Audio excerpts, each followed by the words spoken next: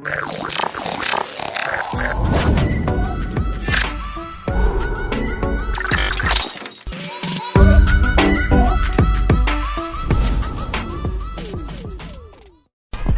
cari dia yang hanya punya banyak materi, tapi carilah dia yang juga punya hati. Yang tidak akan pernah lari darimu, seberat apapun cobaan itu. Dia yang mampu bertahan di saat susah dan sabar di saat ada masalah. Memang tidak mudah, dibutuhkan usaha dan juga sikap dewasa. Dan kalau kamu sudah menemukan orang itu, bilang sama dia, jangan berjalan di depanku, jangan berjalan di belakangku, tapi berjalanlah di sampingku.